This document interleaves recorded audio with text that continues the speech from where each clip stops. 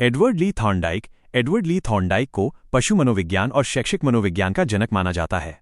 उन्होंने सीखने की प्रक्रिया को समझाने के लिए प्रयास एवं त्रुटि का सिद्धांत ट्रायल एंड एरर थ्योरी प्रतिपादित किया था। इसे संबंधवाद, कनेक्शनिज्म या एसआर बॉन्ड थ्योरी के नाम से भी जाना जाता है। थॉर्नडाइक का प्रयोग, बिल्ली पर प्रयोग। थॉर्नडाइक ने एक भूखी बिल्ली को एक पजल बॉक्स में बंद कर दिया और बाहर भोजन मछली रख दिया। उद्दीपक स्टिमुलस, मछली का टुकड़ा। अनुक्रिया रिस्पॉन्स, बिल्ली द्वारा पिंजरे से बाहर निकलने के लिए किए गए प्रयास। बिल्ली ने कई गलतियां की, लेकिन अंत में अचानक लीवर दबने से दरवाजा खुल गया। बार बार अभ्यास करने पर बिल्ली ने कम समय में और बिना गलती किए दरवाजा खोलना सीख लिया। इससे यह निष्कर्ष निकला कि सीखना उद्दीपक और अनुक्रिया के बीच संबंध बनने की प्रक्रिया है। सीखने के मुख्य नियम, main laws of learning. Thorndike ने सीखने के 3 प्रमुख नियम दिए हैं जो शिक्षा के क्षेत्र में अत्यंत महत्वपूर्ण हैं।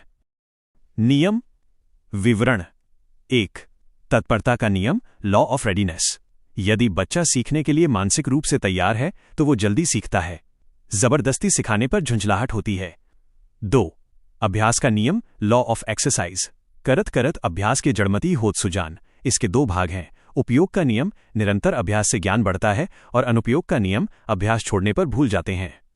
3. प्रभाव का नियम, लॉ ऑफ इफेक्ट। यदि सीखने का परिणाम सुखद या संतोषजनक हो तो व्यक्ति उसे जल्दी सीखता है।